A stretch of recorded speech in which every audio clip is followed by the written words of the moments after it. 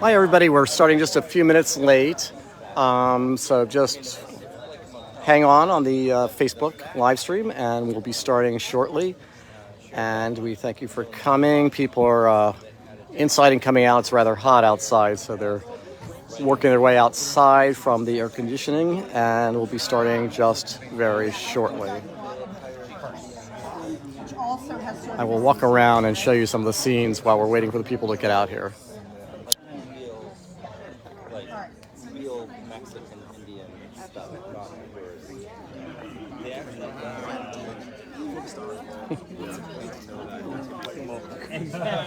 Where did you go? Pardon? I don't know. We got to start. Oh, there he is. Okay.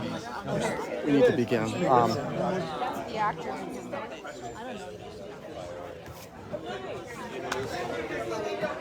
Okay.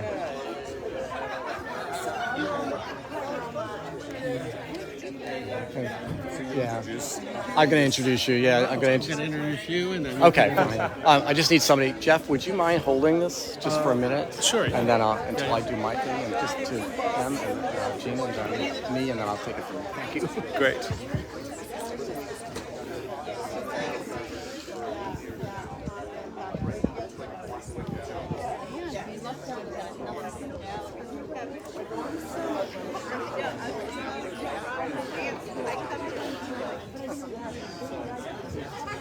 I don't think so, no. But Good evening. Good evening.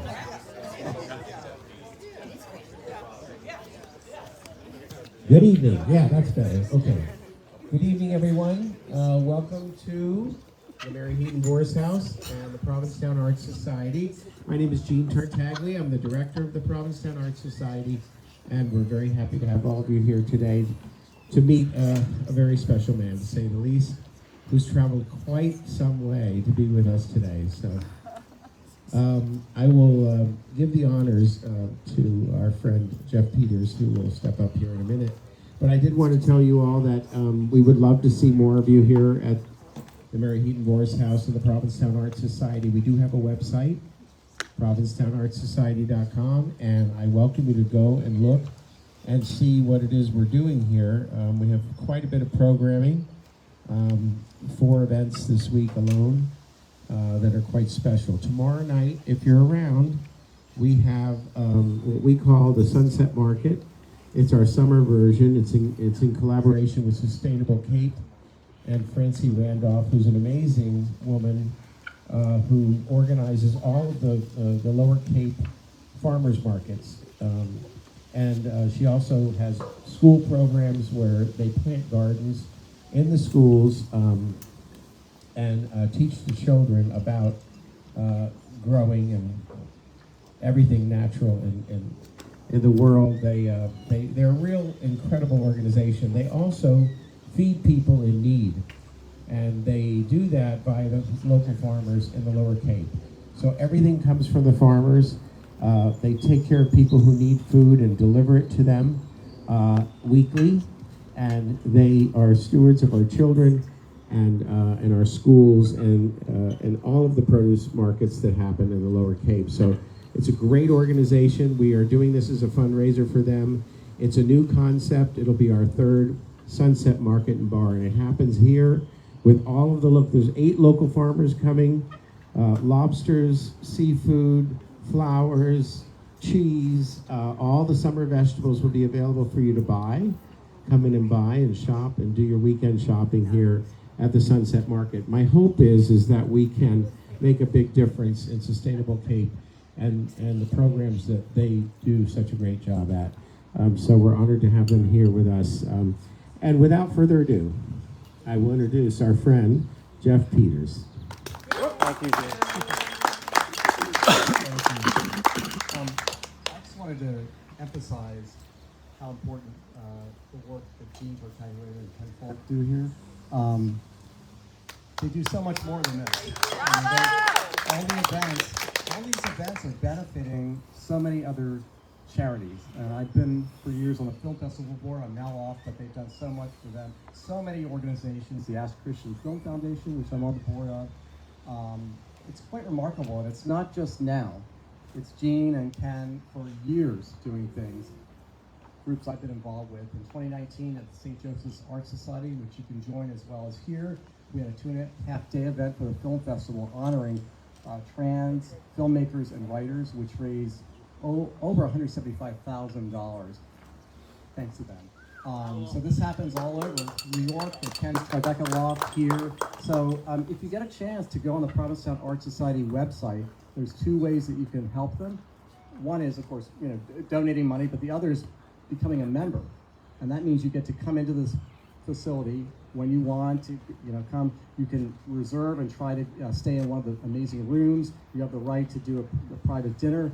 Christine Walker, our remarkable former CEO of the film festival, had a private dinner here for her family, and I'm an honorary Walker, so I was able to come. So whatever you can do to help these people, I hope you will do it, because they're remarkable. So I just want to thank them again for all that they do. And we're excited to be here for the third year now with, and I'm able to call him two things, because nobody can say the name properly, at least of which me. One, I can call him after my favorite drink, cognac. And the other that he likes, that hot Scottish chef. But we do really appreciate you coming here. And people had asked earlier today, we do hope in the fall when cognac is back in America to have him again in Boston for our Boston Seaport store. We had him last year, but we were not open yet, but we had a special event there, and we hope to have him again there, so we'll let you know about that. Okay, so upcoming events that are happening, check out our website, eastendbooksptown.com. There are some events that are rapidly selling out. On July 26th, we have Brad Gooch with his brilliant new book, Radiant, about Keith Haring, in conversation with Ken Folk, and that will be at the Davis event space at WOMR, so I encourage you to get a ticket to that event. And there's all kinds of other things that are happening. The one that's selling out quickly as well is at the very end of the summer, August 23rd at the Fine Arts Work Center. We have Michael Cunningham in conversation with Ben Shattuck and his brilliant new short story collection. And in the audience, an actress we all love, Jenny Slate. And then in the fall, in October, we're going to have Jenny Slate, Ben Shattuck, and Julia Glass at our store at East End Books Boston Seaport. So check that out when you get a chance. The only other thing I would mention to you is, yes, we do have Ken's book, Ken Folk's beautiful book. I know it's not available in some places. I've got copies in Boston, and I've got more coming here. So we will have them on July 26th, and we will also have them August 8th when Ken is in conversation right here with Doris Kearns-Govan and Kevin Sessoms. We will have Ken's book here as well as Doris's book. So we're very excited, and thank you so much. This new book, amazing. I mean, absolutely beautiful. Hebridean baker at home. So it's not just the recipes and the stories, but it's so much more. And I think we'll probably hear a little bit about some of the products that are going to be available or becoming more available in America. This is one of our favorite events, and we're so happy that Jean Tartaglia and Ken Folk allowed us to be here again this year. And just so you know, everybody out here, food will continue to come, and the bar is inside, the bathrooms are inside, so come in and out. There's some new stuff that you'll be hearing about tonight, some new contests, and I can't wait to hear these questions.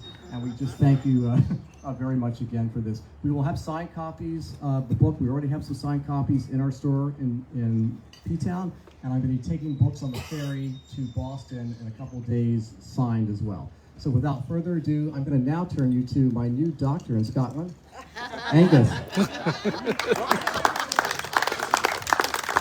you, Jean, for hosting tonight. Fáilte a bhfuil duine dú an aice le ceol job agus cóla. Sé gré taimiste grúbí ag Provincetown an agus han cínte grúbí an aice bha. And in case the subtitles aren't working, or for the one or two of you in the audience who don't speak Scots Gaelic, that was a very warm welcome to you all. It's a pleasure to be here in Provincetown with you tonight on a warm, humid evening. I think when our ancestors were putting together the kilt outfit, they didn't have this kind of weather in mind with the heavy tweed and the wool socks, but luckily it comes with built-in ventilation, which is quite beneficial. My name is Angus McTaggart. I am another Hebridean islander from the Isle of Islay. Cynniach is from Lewis, up the top of the Hebridean chain, and I'm from the most southerly of the Hebrides, which is well known for its single malt Scotch whisky. I've known Cynniach for over 20 years. Hard to believe, I know, we both look 21, but it's true. And we met in Glasgow while singing together in a Gaelic choir. This is the first time I've had the opportunity to accompany Cynniach on one of his book tours. And it's a real pleasure, as I said, for us to be here with you tonight, and I'll be guiding us through some of the songs and stories. We're also doing a new thing tonight that we haven't done before, where we've handed the questions over to you guys. So thank you to everybody that handed in a question. We'll try and get through as many of them as we can. So it's my pleasure to introduce international best-selling author, Cynniach MacLeod, the Hebridean baker. Round of applause. He was born and raised on the island of Lewis, the most northerly of the Outer Hebrides, and inspired by family recipes, Scottish stories, and the myths and legends of the Hebrides, he has released 3 best-selling cookbooks. Elle magazine called him very Scottish. There we go, that one's true. Very sexy, not so sure.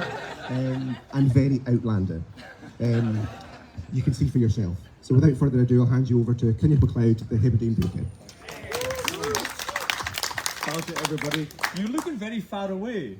Come closer, come closer. We're at a ceilidh tonight. Come and join us here tonight. Great to see you all.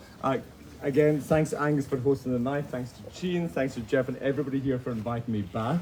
I always want to make sure one thing though. I need to check something before we begin. Put your hand up if you've been to Scotland. That's a good start. Put your hand up if you've been to the Outer Hebrides. That's pretty good. Put your hand up if you've been to the Isle of Lewis. Put your hand up if you've been to my house. Just checking. Just checking if there's any cousins in the room, because, you know, that will determine what stories I am and haven't allowed to tell tonight. But as Angus said, he's going to ask the questions that you all wrote on your cards. I've never been so scared in my life. So Angus, what did these reprobates ask me? I've been right through them scared with good reason, I think. So there were 3 themes: Scottish, naughty and nice. Surprisingly, the naughty category was probably the least popular of the lot. Disappointed. You'll be glad to hear. We've got another show at 10 p.m.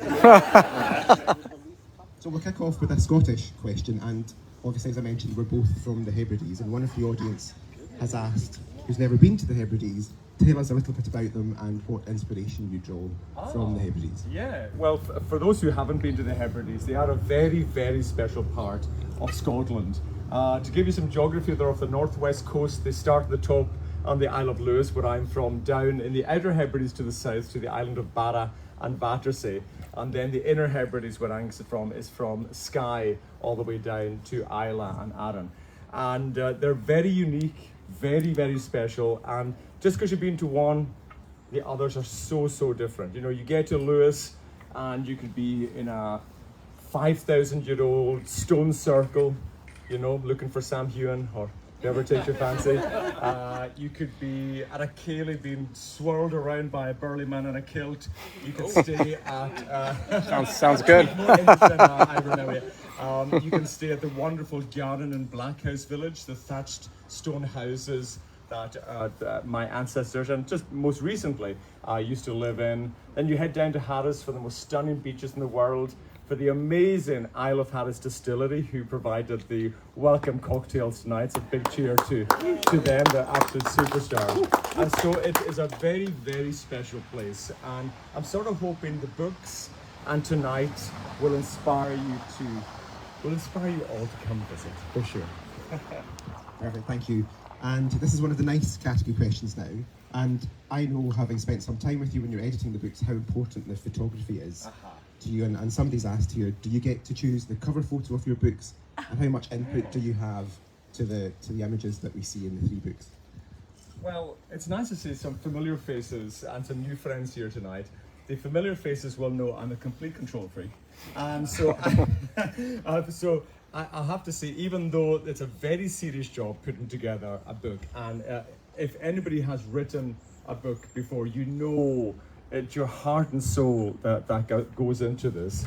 But even with the recipes, you start with I would start with about 140, 150 ideas of recipes, then break it down till I get that 75 for the book. But yes, I do choose the covers of the book, or I certainly get input. And actually, we've just shot the front cover of my new book, which is coming out in Scotland in October and in the US in February. It's going to be called Hebridean Baker. I have to do this, sorry, with a terrible American accent. Hebridean Baker, the Scottish cookbook. It's going to be called. And we've just selected the front cover of that, which you'll be shocked to hear I'm wearing a kilt. Can you believe it? But I'm very, very pleased with that. So yeah, go. Thank you. And now to the first of the naughty questions. And this one has been written with a wink at the end. So, how much friction is required to keep warm in a Scottish winter? Yes. Well, as Angus said, we are not built for the heat. Like, we really are not built for the heat. But I actually love, so to put into context of where I've lived in the world, I think you know I am at heart a man who loves to be in the cold. So born and raised on a Hebridean island in the North Atlantic. And look, I'm not going to say it's the easiest life to live and grow up on a wee island when you're a wee bit different, okay? Small town, small island, you know it's challenging. So I thought, I'm a wee bit different. Maybe I need to head off. And for those of you who are from small places or small islands, you often spend the first 18 years of your life trying to get away, then the rest of your life trying to come back. But I thought to myself, you know what? I think I need to come out. So where did I move to?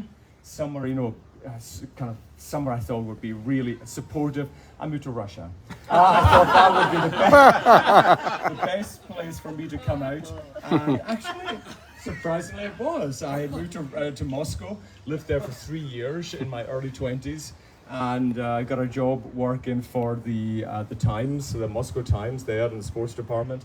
That was my kind of first career going forward, and that was pretty lucky. I know that's not the question, but flirting aside, a lady asked me earlier about the hat. What was the resonance behind the furry hat? And genuinely, it started because I make videos on Instagram. If you don't follow me, Hebridean Baker, and the reason I had the hat on, my kitchen at the moment, which we're building a new house, is so cold. Genuinely, it was just to keep warm in my own kitchen. And then people started to talk about wearing the hats. People used to send me furry hats, and so I thought, well, I have to keep wearing them. So it kind of all came from that. So there's a wonderful Norwegian saying, but obviously great in English as well. There's no such thing as bad clothes. No such thing as bad weather, just bad clothes or bad clothes choices. So I would say that's the case. Well, that's not a naughty answer. That's not a naughty answer, you're right. I hope the questions get more. We want the naughty answer. So we're back to the Hebrides for the next question, and as you and I both know, they are beautiful and living there has lots of benefits, but also some challenges. Yeah. And with reference to cooking, somebody's wondering what's an ingredient that you never have access to at home that you most wish you did? Oh, well, that is interesting actually. Our island has a daily ferry service. For those of you who have been, you get the ferry from Ullapool. There's a daily flight service. So, but we don't have a plethora of shops. And my village even is the farthest village from the town. The town is called Stornoway. And being honest, like growing up, going to Stornoway, for us, was like going to Las Vegas. It seemed very, very glamorous. We would do it maybe twice a year. Me and my mother would go to Stornoway 2 times a year to shop and to get things. Because everything else was very self-sustainable in the village. We grew our own crops, we had a sheep farm, we had cows. So there wasn't really much need for us to get it. My father was a fisherman. So, really we did everything just ourselves. And now I would say it's pretty straightforward, to be fair, to get most things. And people often ask me, is it also easy to get most of the ingredients for the books in the US? And genuinely it is. There shouldn't be anything in the book that is hard to get. A couple of things that you might not have in your cupboard right now. If you want to become a Scottish baker, you do need 2 absolute musts. I know we've got some Scottish ladies here, I'm sure they will agree with me. Lyle's golden syrup, absolute must in a Scottish kitchen, and Lyle's black treacle. And black treacle you sort of can convert to, there's a molasses which you can use, but golden syrup, it's not corn syrup, it's not maple syrup, it's the nectar of the gods. It's just search everywhere to get it, and you will be able to get it. Thank you. So you alluded in one of your previous answers to your life before the Hebridean baking. Oh yes. And one of the audience has asked, how did you start your cooking adventure, and what did you do before? Okay. Well, how did this all start? So, who loves the Golden Girls? Surprisingly, a large amount. So, picture it, about 5 years ago, out in Hebrides, I'm visiting my aunt, who, if you've got my first book, she's in the book, and it was my Aunt Bella who taught me to bake. She's 95.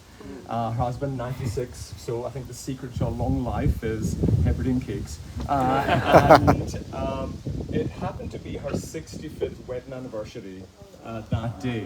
And on the stove, she was making probably the Hebride's most famous cake, I guess, or it's a fruit cake. And in Gaelic we call it a duff. Does anybody guess what it might be in English? It's a clootie dumpling. A clootie dumpling. That was bubbling away in the stove, and she told me that she made that the same 65 years ago to that day in the morning of for her own wedding cake. You know, so she started telling the kind of traditions around weddings in those days, which were really, really special. And so I genuinely just went home that night and I was thinking, you know what, these can be easily lost. Culture can be very easily lost, and recipes. And so I woke up the next morning and I said, I'm the Hebridean baker. And very humble beginnings, thinking that only folk on the island would find this interesting, because I was telling stories in Gaelic, I was making quite simple, wholesome recipes. And I think the first video got maybe 200 views.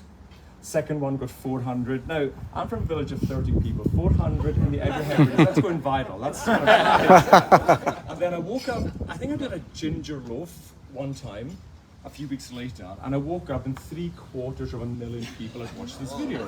And I was like, look, it's a good ginger loaf, Mike. It's not good. And so I thought, okay, maybe I'm good at this, I'll make something else. So I made another cake, woke up the next morning, and over 1 million people had watched this one. And I was like, okay, what's going on? And actually something was going on this side of the Atlantic. Have you heard of, well, Angus mentioned Elle magazine. You've heard of Elle magazine. The columnist in Elle magazine, the kind of Carrie Bradshaw of Elle magazine, her name is Rose Minantalio. She was writing her column about another man from the Isle of Lewis. Can you believe it? What a coincidence. You've probably never heard of him. I've no idea. I don't know what he's up to these days. Donald Trump? Have you heard of that guy? And yes, apologies, no relation. But he was trying to ban TikTok at the time. I don't know if you remember that, a few years ago. And try not to laugh as much as I did at the headline of this column in the magazine. She wrote, "The only thing I'll miss about TikTok is that sexy Scottish baker." That's not one or two right. Definitely Scottish.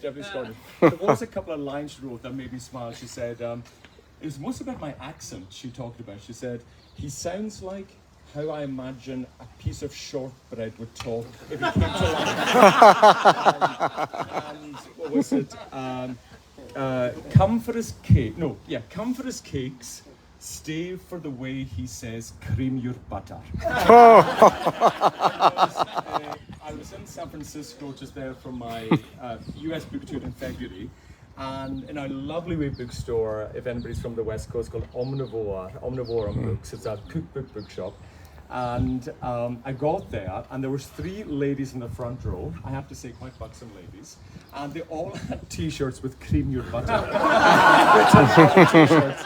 So Jeff, a merchandise strategy for next year. Quick buy a creamier butter t-shirt.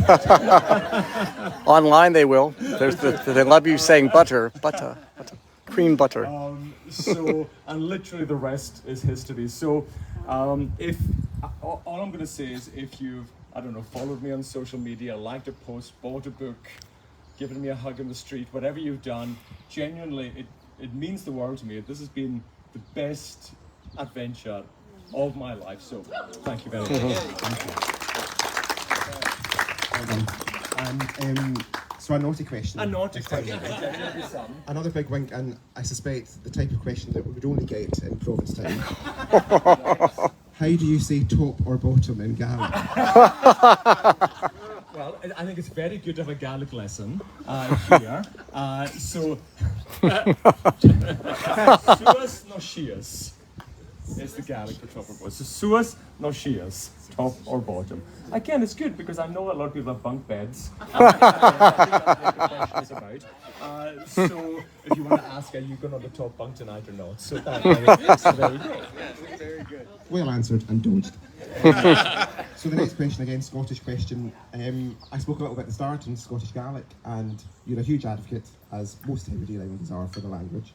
Have you noticed a resurgence of Gaelic recently? And what is your favourite expression or curse in Gaelic? Well, Gaelic is very important to us, and yes, we're a minority language. Only 60,000 people speak the language of Gaelic, and the Gaelic language, for those of you who don't know, it came from originally from Ireland, the language of Gaelic. But do remember, it's Irish Gaelic and Scottish Gaelic, two totally different languages. Okay, it came to us. Saint Columba brought two things. Gaelic and Christianity to Scotland. But when he got to the Hebrides, we were actually part of Norway at the time. So we were speaking kind of mix of Old West Norse, the Norwegian language. So that's the core difference between the two languages.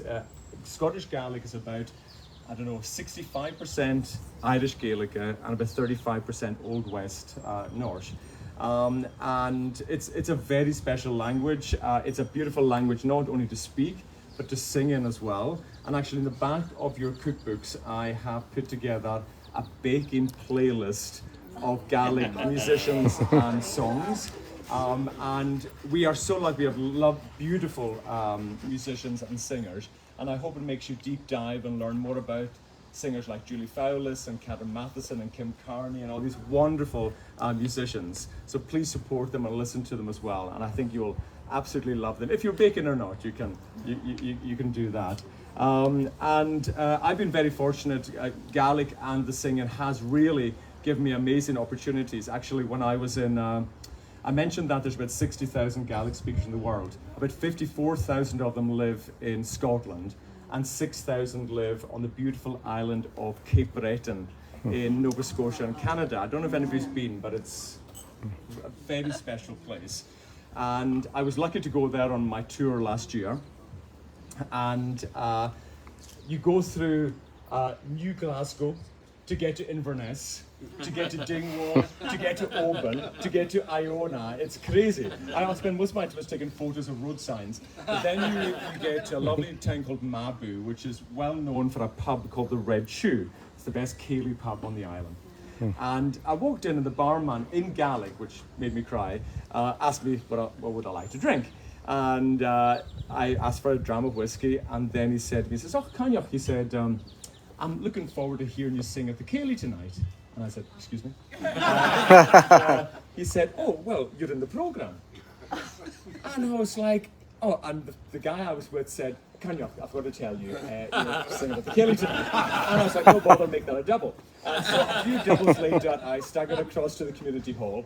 It was packed to the rafters, and it was the second half, it was the interval, and the second half was just about to begin. And this lady came over to me and she said, "Cognac?" I said, "Yes." She said, "I'm Maddie McMaster." I was like, "Nice to meet you." And she said, "I heard we're singing a duet tonight." I was like, yeah, absolutely.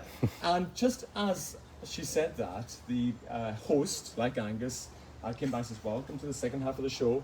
And to open the second half, we have a very exciting duet. Please welcome to the stage, Maddie McMaster and all the way from Scotland, Canja MacLeod.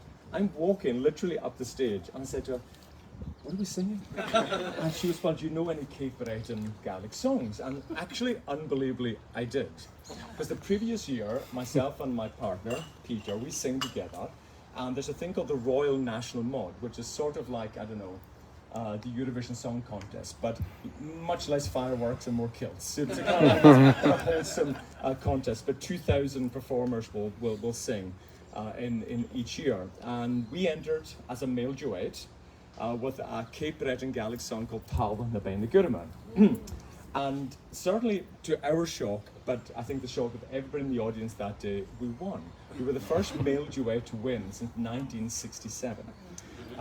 Which was amazing, like a real prestigious thing to do. We went back the year after to enter again with a song called Buoli Cleod, and we came second.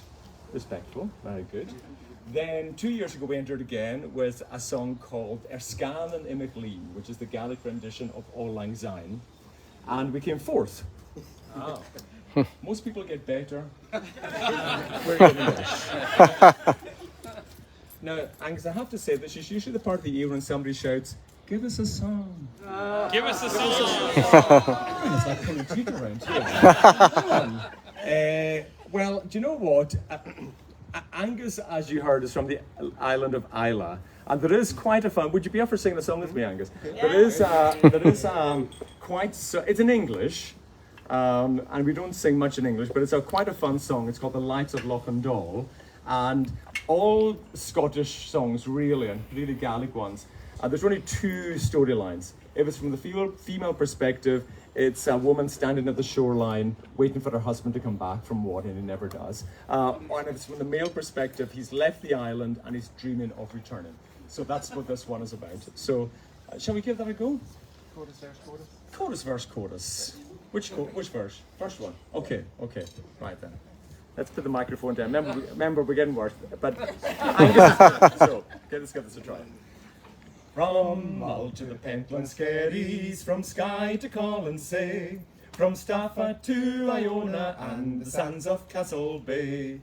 Each island has its magic, which holds men in its thrall. But always in my dreams I'll see the lights of Loch-and-Dol. 'Twas there one summer night, boys, as we strolled hand in hand, listening to the sea waves whisper softly on the sand. 'Twas there she said she loved me, that she would be my all. Oh, how the moonbeams danced that night in lovely Loch-and-Dol. From Mull to the Pentland Skerries, from Skye to Colonsay, from Stafford to Iona and the sands of Castle Bay. Each island has its magic, which holds men in its thrall. But always in my dreams I'll see the lights of Loch-and-Dol. Thank you, miss. Thank you for that. I can't remember the question, but I hope that was the answer. But what's your favorite curse word? Oh, favorite word. Oh, that is Or phrase. So yeah, that is a good one. What would be my? What do I say a lot? Well, I love the phrase. Oh, okay, yeah, that is a good one. Yeah, I remember. So myself and Peter met actually because of the Gaelic Song Contest. So the year before, I was singing as a soloist in the competition, and BBC contacted me and said, "Oh, I hear you're singing in the Silver Pendant competition. Could we film the journey of you coming to the contest? So the 6 months in the build-up to the contest." And I said, "Sure." And then at the week of the contest, we'll have a camera person there with you the whole time. And I got there, and who was the cameraman? Peter. And I was like, "Oh, he's cute." Then, as I said, the year after, we got together and started singing together as well. And we were asked to sing the, you know that Hogmanay, New Year's, is the biggest night of the year in Scotland. And there is a TV show on BBC Alba, the Gaelic channel, called Cailín na Blianúr, the Hogmanay show. And they asked us to sing. And I remember we sang, it was after the bells, and they got us on, we sang our song, and then we walked off stage, and Peter's a Gaelic speaker as well, and I looked at him and I said, "Hagú like a morsht," and that was the first time I told him I loved him. So if you're feeling romantic tonight, say Hagú like a morsht. Big little Akamash. And the literal translation is "My heart is on you," which is a very nice way. Oh. Yeah. A bit like the top and bottom thing. There's a lot of leaning on people in there. I'm going to roll two questions into one Yeah, now, do. so we're going to do a naughty and nice. Oh boy. So one of the audience has asked which is your favourite place in America to visit, and somebody else asked which is your favourite place in America for a shag. Oh wow. Remarkably, they're both Provincetown. Seeing we're here, let's choose another one as well. And I won't tell you which one's which, but here's some of my favorite. I love Portland, Oregon. I think it's such a cool place. It actually weirdly reminds me of Glasgow. There's something about it. It's just got some kind of cool Glasgow vibes of it. But I'm actually coming back in September for a really big month-long tour, and I had a big tour in February as well. And I'm starting in DC. Actually, I've just been invited to go to the White House, which is quite exciting. Luckily, 2 months before anything happens. Hopefully he'll sustain. But so I love DC, but I have a real soft spot for Fort Lauderdale. And the reason why is, if I'm in Glasgow, I'll go to a pub in Glasgow and probably not know anybody. I walk, and it's because of Provincetown. I walk into a pub in Provincetown, and it's like, oh, Kyle, how you doing? How do I know more people in Fort Lauderdale than I do back at home? But I have to say, myself and Angus started coming here in 2018? 16. Wow, I didn't realize we were that old. We were 14 at the time. Again, just harken back to just saying that, it's a tough upbringing on an island, tough upbringing when you're a wee bit different, tough upbringing when your family is quite strict Presbyterian as well. And be able to come here in a place that's so welcoming, so accepting, and I've met some of the most wonderful people. Like, genuinely, I've made such fast friends. So I think it's actually helped me and Angus in our well-being in our lives to come to Provincetown over the years. So you're very lucky folk that you have this place in your lives, for sure. Thank you.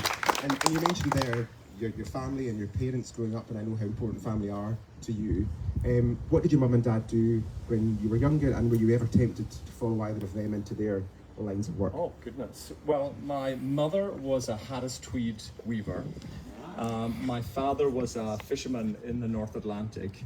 And look at these hands, they haven't done a hard day's work in their lives. So no, I didn't take on either of their careers. Actually, luckily I got my height from my mother. She was 5'11", and my storytelling from my father, because he was 5'6".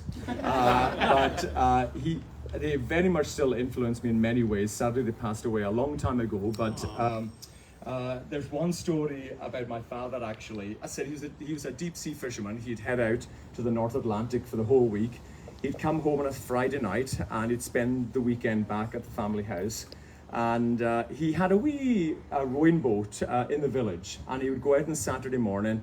And do you call them lobster creels or lobster pots? Traps, lobster traps. So he'd go out to the traps to see if there's anything, just for the family, for the weekend. And so if you can picture one day, this is the mid-80s, and he's heading home, pretty bountiful boat filled with lobsters and crabs and shellfish, and he's heading back to the village. And suddenly, all he feels is this big crash. And he looks round, and he realised he's crashed into another boat. Not only has he crashed into another boat, he's crashed into the Royal Yacht Britannia. And who's leaning over the side but the Queen and Princess Margaret?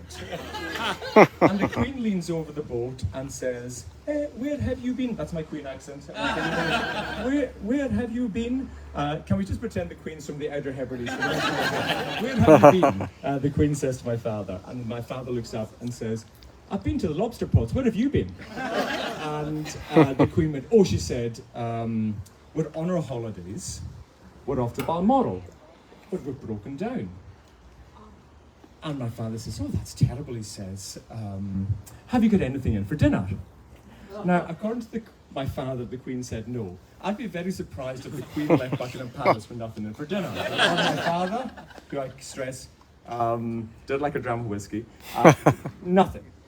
Not even a haggis or a Stornoway blackbird. So he looked at the board and he looked at the Queen and says, well, I've got lobsters and crabs and all the shellfish. Would you like some? And Princess Margaret said yes. So he put some lobsters and crabs and shellfish into one of the pots and threw the rope up to Princess Margaret, and she pulled it onto the deck. Okay, shoved it onto the deck, and then looked at her sister, the Queen, and kind of gave her a nudge, and the Queen went, oh, I'm the Queen. I don't carry any money. How am I going to pay for this? My father said, don't worry. It's a gift from the village. We hope you'll return next year. So my father rode back to the village. Our house is the last house in the village. So, and my father does like a dram. So what did he do? He went to the first house. Told the story. Told the story. Got a dram. Went to the second house. Went to the second house. Told a bigger story. Got a bigger dram. So you can imagine what the story sounded like when he got back to ours. Anyway, my mother Did you have any shoved him lobster to bed. left? And there wasn't any lobsters left, exactly. And so we kind of forgot, 2 weeks later we had forgotten about the story. Just another one of my dad's stories. I didn't mention my father's name was Donald John MacLeod. Now, even with only 30 other people in the village, there was another 7 Donald John MacLeods in the village. We're not very creative with our men's names in the Outer Hebrides. And another one of the Donald John MacLeods, he lived across the loch, and we could see him coming over and coming for a visit. And he said to my father, he had a letter in his hand. And he said, Donald John, I think this is for you. And it said, Donald John MacLeod, Cremor, Isle of Lewis. And in the top right-hand corner, there was a stamp from Balmoral. So he opened the letter, and it said, Dear Mr. MacLeod, firstly, will you apologise to the village if we caused any problems when we broke down a couple of weeks ago? We feasted on your lobsters and crabs that night on the boat, and it was the best meal we had on our trip to Balmoral. See you next year. Queenie. And my dad was kind of folding the letter up to put it in his top pocket, and I thought to myself, do you know what?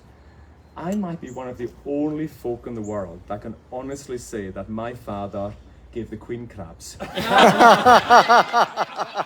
she said thank you as well. So I know you said you hadn't been to my house, but when you do come, there are letters up on the wall at home. So come and visit, you can see that. So that doesn't sum up island life. I don't know what does. So we have a lady in the audience who's very proudly sporting the MacLeod of Lewis tartan, and I think this question may be from her, looking to establish some family connection. And she's wondering, have you ever had your DNA tested? I have, yes. So this lovely lady over here is wearing MacLeod of Lewis tartan. Isn't it absolutely gorgeous? And I'm just back from Grandfather Mountain Highland Games in North Carolina. I was there for 5 days. And each year they celebrate one clan in particular. It's the largest clan society gathered in the world. And the MacLeods were the clan of the games. And I was asked to be the after-dinner speaker at their event. And I walked in to, I'd say, with 300 people all wearing MacLeod of Lewis tartan, which is quite a sight for the eyes, that's for sure. But yes, I did do my DNA, and it wasn't a surprise at all. I was 78% Norwegian, Vikings, and then the rest 22% Scottish. So that literally it sums up pretty much every Hebridean. And one thing that makes me smile actually is they did a DNA analysis between Hebridean women and Icelandic women, because seemingly the Vikings used to come to the Hebrides, steal all our good-looking women, and then take them to Iceland. That's how Iceland was populated. And there's a DNA that is only found in Hebridean and Icelandic women. Isn't that interesting? Okay. Right, a couple more questions? Two more. Okay, let's go. 2 more questions. So this is a 2-in-1 actually. So what do you miss the most when you travel abroad? And what is the most remote place you have found something Scottish? Oh, that's an amazing one. Okay, now we'll do this in the back as well. Yes. So, what was the first question? Oh, what do I miss when I go? Well, I know Peter, obviously, just in case he's on the live stream. You know, I think, as I mentioned, that we spend a lot of our youth wanting to run away and then the rest of our life wanting to come home. There's a beautiful word in Gaelic that really sums that up. It doesn't have an English translation. There's a beautiful word called cianalus, and cianalus means a longing for home. And I think every Hebridean, and a lot of Scottish people have that. There's just a longing in us to return to the homeland, and particularly the Hebrides. They're very, very special. And I've met people on my American trip who've never been to the Hebrides, but tell me there's just something in me, I know I need to go. And that's this beautiful word, cianalus. And so even though I've been lucky to have spent a lot of time around the world, I always want to go home. But I did used to live in Australia as well. I moved from Moscow to Melbourne. I remember I went up to Cape Tribulation up near Cairns for a wee holiday one time. And this is for the most furthest away place. So in Australia, I was in a double canoe doing a dawn kayak, and there was this lady behind me, and I said to her, "Oh, where are you from?" And she said, and she had a Scottish accent, so she says, "Scotland." I said, "Aye, but where are you from?" And she said, "Oh, I'm from the Highlands and Islands." "Aye, but where are you from?" She goes, "Oh, I'm from the Outer Hebrides." "Aye, where are you from?" "From the Isle of Lewis." "Aye, where are you from?" "I'm from South Lochs." What street do you live on? Which is where I'm from. And I said, "Where are you from?" And she goes, "I'm from Cremor, which is my village." Wow. And I looked round at her, and I was like, "What house number?" She literally was. She was, okay, her dad had moved away, but she was from the village. Now that's, to be in the back of a canoe in Cape Tribulation in Australia. But it is amazing. I think one of the most favourite things I have about travelling, particularly in North America, is meeting people with Scottish connections. It's just fantastic. I was in Vancouver on my tour in February, walking down the street. This is before, I was just walking to the bookstore to do the event, and I saw this gentleman walking towards me, and I was like, I know this man's from the Isle of Lewis. I just know it. And he had come all the way from Vancouver Island. He was in his mid-80s, and he had moved from my village of Cremor, again, which only has 30 small houses in it, about 58 years previous. And when he'd heard a man from Cremor was coming to Vancouver, he made the effort to take the ferry over. And again, I just feel that's amazing that, you know, again, the stories and what I'm trying to do in promoting the islands and Scotland and our culture is resonating across the world. So One of your friends, Mona, is online and wanted you to know. Mona, I love you. So Mona was actually one of the ladies with the t-shirt creamer butter. Love you, Mona. So one last audience participation question, then I have a few questions of my own to spring on you. So the naughty's been scored out and replaced with filthy. And I think the answer will vary depending on which climate we happen to be in. And it's how often do you wash that kilt? Oh my goodness! How do you wash the kilt? I don't think I've ever washed my kilt. Are you supposed to wash your kilt? Okay, but yes, it is like, all I'll say, I actually own 11 kilts. So they kind of go on rotation. So I have 6 different MacLeod kilts, because the wonderful thing of being such a big clan as MacLeod is we have the beautiful MacLeod of Lewis kilt, we've got MacLeod of Harris, we've got MacLeod of Rassay, and we've got the Weathered, the traditional kilts. So I have a plethora of these. This is the Isle of Harris kilt, which I think is lovely as well. So now I feel guilty. I'm going to have to go home and start washing kilts. But it has been a warm few days, to be fair. Thank you, and thank you all for those questions. I'm sorry there are a couple we didn't get to, but thank you for taking the time to fill those out. You survived those. I did. You may not survive these. Uh-oh. So I've put together a few questions, quick fire, this or that. This or that. Okay. So, whiskey or bourbon? Okay. I feel bad that I'm going to say this because I do love bourbon as well. Can I do that? Have you heard of that thing? Something in the streets, something in the sheets. Have you heard that saying? So can I say bourbon in the streets and whiskey in the sheets. And I don't mean that rude. I mean, I like to drink. Or if anybody sees me out tonight and would like to buy me a drink, I love bourbon. But if I'm on my way home with anybody, then I will be drinking. Well, I like whiskey when I get home. How does that? Is that okay? There you go. Glasgow or Edinburgh? Oh, that's an easy one. Glasgow every day of the week. Haggis or black pudding? Oh, another tough one. But I am from the island of black pudding. It's really, you can't go to the Hebrideans or certainly to the island of Lewis without eating Stornoway black pudding. So as much as I love haggis, and there is a vegetarian haggis recipe in my first book, but Stornoway black pudding is a must when you come and visit the islands. Now, potentially a slightly controversial one. Independence for Scotland or sticking with the Union? Whoa. I think the easiest question I've been asked tonight, can you guess what it is? And I know there's been some bumps along the way, but I promise you, even if I had to do it myself, shouldn't have probably said that, we will get independence.